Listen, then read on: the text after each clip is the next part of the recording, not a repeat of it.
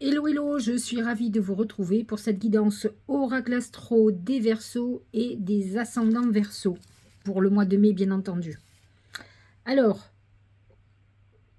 Jupiter en Bélier est un signe ami pour vous. Positionné dans votre maison 3, il sera présent dans cette maison jusqu'au 16 mai, jusqu'à ce qu'il fasse la passation de pouvoir, j'allais dire, au Taureau. En attendant, jusqu'au 16 mai, Jupiter développe votre communication. Il favorise votre interaction. Attention cependant, parce que le bélier quand même est conflictuel et Jupiter peut gonfler votre colère par rapport à une problématique particulière. Jupiter est bien placé pour tout ce qui est contrat professionnel, pour nouvel emploi, pour si vous devez faire par exemple un entretien professionnel, demander de l'argent à votre banquier ou toute autre négociation un peu délicate. Jupiter pourra vous aider dans votre avancée. C'est un bon moment, effectivement, pour lancer un nouveau projet. Vous en aurez envie de toute façon. Vous êtes dans une période où vous allez réfléchir beaucoup à un après, à votre épanouissement. Peut-être aurez-vous une vision toute différente de nouveaux projets. Ensuite, comme je vous l'ai dit, Jupiter va passer la main au Taureau à partir donc du 16 mai. Mais nous avons déjà le Soleil qui est dans le Taureau, Mercure qui est déjà positionné et qui est rétrograde, qui va redevenir direct en même temps que Jupiter va rentrer dans le signe, Uranus déjà positionné là, et bien sûr le nœud lunaire, le nœud karmique. Maison 4, c'est la maison de la famille. Donc votre préoccupation sera tout ce qui est familial, tout ce qui est lié à l'habitation, les parents, votre foyer, le foyer que vous avez créé avec vos enfants. Ça va être ce qui va prévaloir. Ce qui est intéressant, c'est que Jupiter en Taureau, je vous l'ai déjà expliqué à tout un chacun, c'est l'abondance financière. Et le Taureau représente quand même la maison 2 qui est le patrimoine. Donc vous pouvez être quand même dans un calcul très important de votre patrimoine familial. Vous pouvez avoir un projet immobilier pour amener un confort particulier à la famille, pour vous sécuriser pour l'avenir, pour sécuriser votre famille. En tout cas, ce sera vos objectifs. Vous pouvez complètement aussi rentrer dans une phase d'héritage, de discussion financière sur des biens immobiliers, sur des ventes. Voilà, on est là-dedans et on est là-dedans pendant un an. C'est vrai que ce mois de mai va être beaucoup plus important parce qu'il y a cet amas de planètes en Taureau, donc il va accentuer l'effet de Jupiter, en tout cas il va l'accompagner. Donc voyez ce que ce mois de mai peut apporter dans des projets, par exemple, d'habitation nouvelle qui concernent le bien-être de la famille. Ensuite, à partir du 21 mai, le soleil passe en Gémeaux, très en harmonie avec vous. Alors ce soleil en Gémeaux qui va rejoindre Vénus, qui est déjà positionné, va amener une envie, en tout cas, des plaisirs, de légèreté, de passer des bons moments, de discuter, d'échanger. Donc ça vous concerne aussi, autant que le Gémeaux. Ça va être des moments où vous aurez envie de flirter aussi. C'est la maison 5, c'est la maison des amours, c'est la maison des plaisirs, c'est la maison des enfants. Vous pouvez être aussi préoccupé par un enfant et peut-être même par l'annonce d'une grossesse.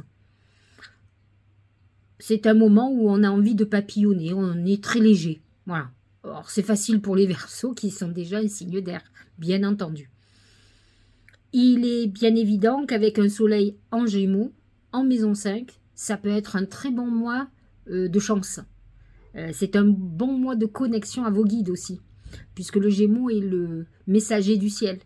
Et là, positionné en 5, c'est une maison chanceuse, très connectée, donc c'est intéressant pour vous aussi. Mais on y reviendra sur les lunes. Vénus va ensuite rentrer en Cancer, et il va y rejoindre Mars, qui est déjà positionné. Mars y est jusqu'au 20 mai, et Vénus va finir le mois dans le signe du Cancer. C'est votre maison 6, le travail quotidien, mais c'est aussi la maison de la santé. Donc attention, attention, tout ce qui est digestif, tout ce qui est pour les femmes, tout ce qui est gynécologique, c'est à surveiller, ou en tout cas ça peut être problématique. Ça peut être un mois aussi où on a besoin d'adoucir nos obligations quotidiennes, c'est-à-dire d'adoucir aussi notre rythme de travail, nos activités professionnelles qui peuvent être un peu lourdes pour nous, et Vénus a envie de quelque chose d'un petit peu plus léger ou alors très lucratif.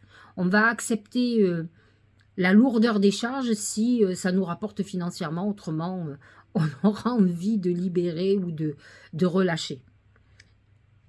Ce qui va être intéressant, c'est lorsque Mars va rentrer en maison 7, Mars en Lion. Votre maison 7, le Lion est votre signe complémentaire mais aussi opposé. Mars en Lion amène quand même beaucoup de passion sexuelle aussi, mais aussi conflit.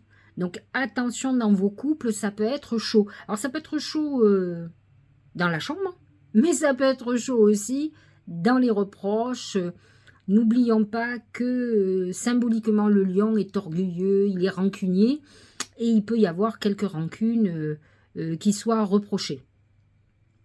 Pluton vient de se positionner dans votre maison 1, il y est jusqu'au mois de juin. Alors, rassurez-vous, enfin je ne sais pas si c'est rassurant, il va repartir en Capricorne, mais il va revenir chez vous en 2024. Hein, donc, il y est pour un court moment, mais peut-être juste pour vous montrer ce qu'il va faire quand il va rester un peu plus longtemps. Alors, il touche beaucoup plus les Verseaux et ascendants Verseaux à 0, 1 degré, même s'il ne monte pas jusqu'à 1 degré, mais il n'est pas loin, donc comptons les gens qui sont du 21, 22 janvier. Mais en tout cas, il amène une transformation profonde. Pluton en Verseau vous demande de vous libérer de tout ce qui a pris le pouvoir sur votre vie. Alors, vous allez dire, mais qu'est-ce qu'elle raconte?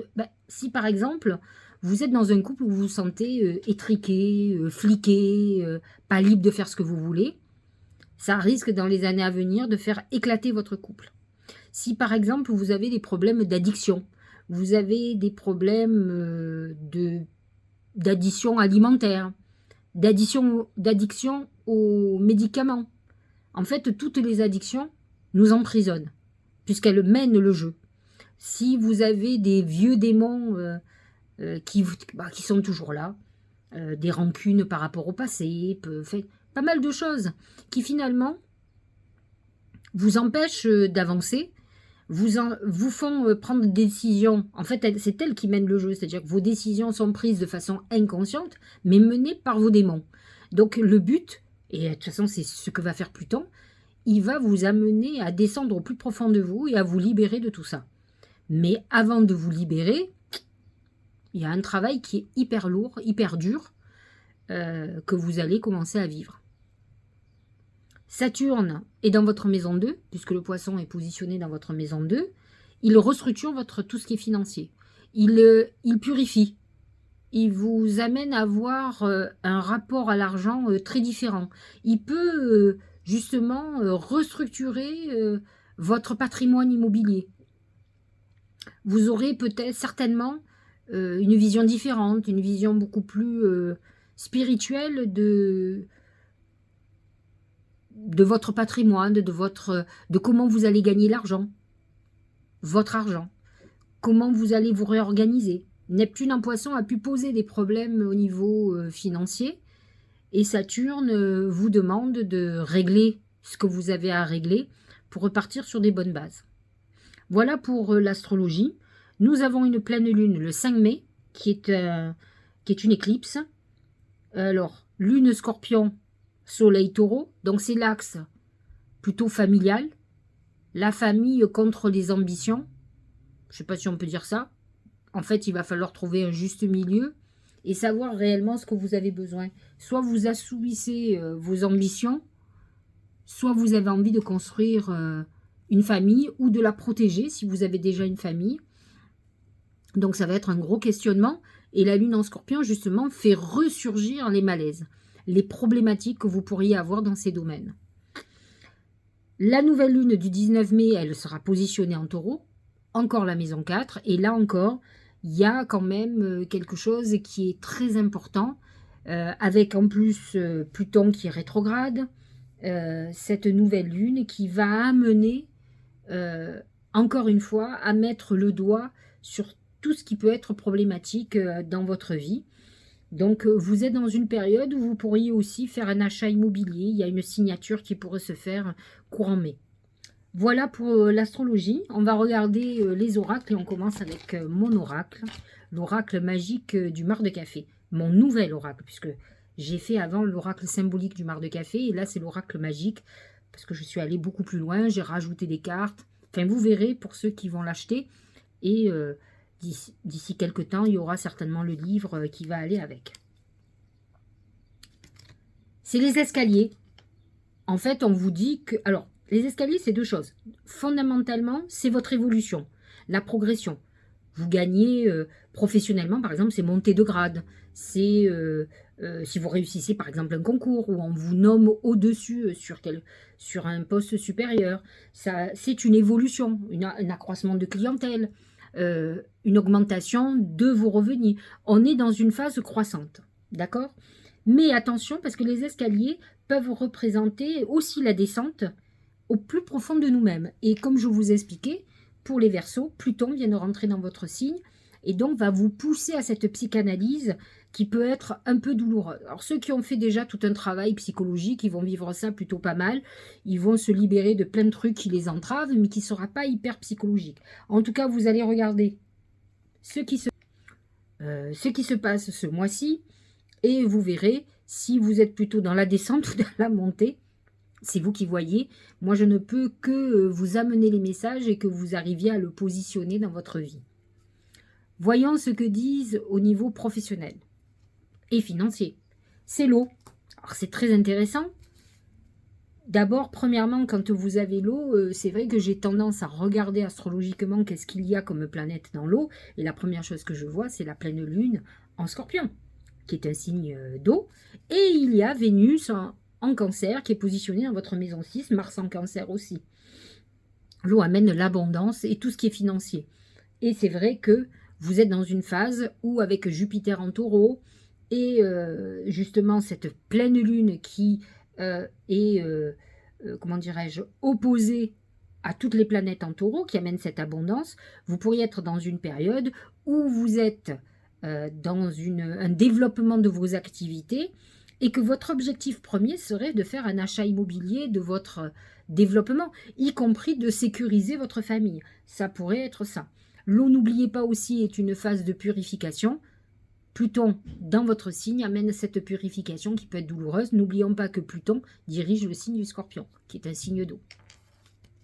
Et l'eau représente tout ce qui est émotionnel, donc ça amène quand même, et avec les escaliers, quand je vois escalier et eau, ça me donne l'image de ce travail psychologique que l'on peut faire, ça c'est évident. Au niveau de l'amour, regardez, une très belle main de Fatma, une protection.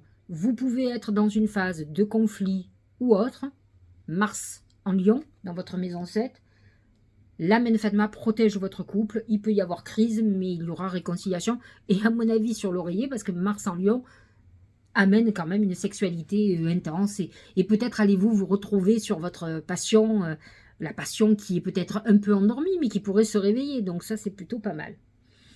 Vénus en Cancer est positionnée dans votre maison 6, elle est un peu plus intéressante lorsqu'elle est positionnée en 5 en Gémeaux, mais elle amène plutôt instabilité et libertinage, pas du tout engagement, mais ça peut réveiller un amour un peu endormi, donc parfois d'avoir un peu de légèreté, ça fait du bien.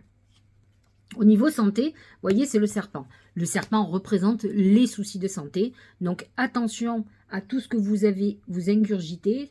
Le serpent, Vénus en Cancer, Mars en Cancer, vous disent allez voir un médecin, si vous avez un petit souci, faites une visite, ne laissez pas traîner, parce que malgré tout, les oracles sont en accord avec quand même l'astrologie. On va voir ce que nous dit le Tao. Le créateur. Le créateur, principe actif, force, ténacité, dynamisme, inspiration, ciel, masculinité, autorité et père. Moi, j'ai envie de vous dire que ça me fait penser à Jupiter en bélier. D'abord parce que la force, la ténacité, c'est souvent Mars. Mars dirige le bélier. Et là, actuellement, Jupiter est en bélier. Et Jupiter, c'est notre créateur, c'est Dieu, c'est Zeus, c'est celui qui nous protège. Donc, Jupiter en bélier en maison 3 vous aide à avancer avec autorité, avec force et détermination. Donc vous avez une puissance très importante de décision qui est ce mois-ci quand même. Mars en Lion aussi représente bien ce symbole d'autorité et de masculinité qui peut être à un moment donné, si vous avez un problème dans votre couple, peut-être qu'à un moment donné, il faut taper sur la table. Peut-être il faut faire preuve d'autorité et pas subir peut-être des conflits qui sont pour vous injustes, c'est possible. Donc les Verseaux peuvent être possessifs, mais ne sont pas obligatoirement autoritaires. Ils peuvent l'être, hein. Mais là, peut-être que, à moins que ce soit votre autorité que l'on remette en question. Ça, c'est possible aussi. Mais en tout cas, moi, j'ai envie de le voir de côté très positif, où effectivement, Jupiter en bélier vous donne la main sur beaucoup de choses, et il faut encore en profiter au moins 15 jours en mai, parce que ça va vous faire avancer. Là, ça va toucher quand même les derniers décans des Verseaux. Ceux qui commencent à partir autour du 15 février jusqu'au 19-20, 21 Verseau, 21 février. Le masque, aïe. En montrant une fausse image de vous, vous vous éloignez de votre véritable être. Alors, moi j'ai l'impression que quand il y a le masque, c'est souvent qu'il y a quelque chose autour de vous qui n'est pas très honnête. Alors, soit vous jouez un jeu, ça peut être vous, qui justement n'êtes pas vous-même, et qui essayez d'être quelqu'un d'autre. Alors, soit pour plaire, soit pour faire plaisir, peu importe, vous pouvez être adaptable, mais à mon avis, vous n'allez pas y tenir longtemps avec un Pluton dans votre maison 1. La maison 1, c'est notre personnalité aussi, notre image. Donc, de toute façon, il y a une transformation. Si vous n'êtes pas en accord avec ce que vous êtes, croyez-moi, ça va exploser. Donc, le masque représente aussi les personnes qui ne sont pas très honnêtes autour de vous. Attention à ce Neptune en Poisson. Moi, j'ai envie de dire que c'est souvent ce qui représente le masque. Ce Neptune en Poisson amène les trahisons. Donc, soyez vigilants. Il n'y a pas d'autre planète ou d'aspect qui pourrait donner ce truc-là au mois de mai. Regardez, ça me fait penser à ce qu'on vient de dire. Hein. C'est se reconnecter à soi. Alors, je vous le lis. Ceci est une invitation à un temps de pause, un temps d'introspection. Bon, de toute façon, d'introspection, vous allez en avoir avec Pluton qui rentre dans votre signe, ça c'est sûr. Hein. Un temps pour toi, un temps avec toi, loin de tout, loin du bruit, loin de la vie, mais proche de ton cœur et tout près de ton âme. C'est un peu une autre manière de vous dire, soyez authentique.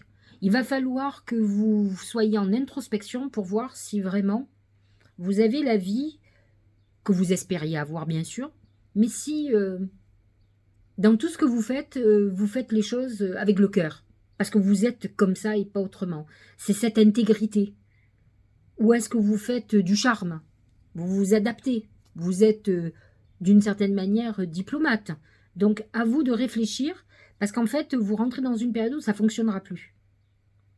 Et je pense qu'il va falloir que vous soyez en accord avec vous, dans cet alignement de votre personnalité, pour que ça fonctionne, parce qu'autrement, vous allez avoir des conflits à cause de ce masque dont on parlait tout à l'heure. Et pour ça, il faut à un moment donné se questionner pour voir si... parce que quand vous êtes dans une période où il ne se passe rien ou pas grand-chose, c'est qu'il y a un problème quelque part. C'est que justement, peut-être, vous n'êtes pas en accord avec vous-même. Donc, il va falloir que vous vous interrogiez à ce niveau-là.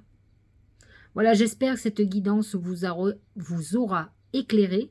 De toute façon, quand il y a le passage en taureau, c'est toujours un moment très important, puisque le taureau est en désharmonie avec le Verseau. Par contre, rassurez-vous, le mois de mai annonce la saison du Gémeaux, qui, elle, par contre, est dans une très très bonne harmonie. Et à mon sens, la nouvelle lune en Gémeaux, elle va être au top pour vous. Donc, patientons un petit peu, ça sera pour le mois de juin. Mais malgré tout, vous êtes sur la bonne voie. Ça va commencer, vous allez commencer à sentir venir pas mal de choses. Mais en attendant, profitez de Jupiter dans un signe ami pour communiquer, développer, mettre en route. C'est le bon moment. C'est le moment de l'offensive. Je vous souhaite un très bon week-end de 1er mai, puisque c'est le week-end là, et que je fais vos vidéos. Et puis, je vous dis à bientôt.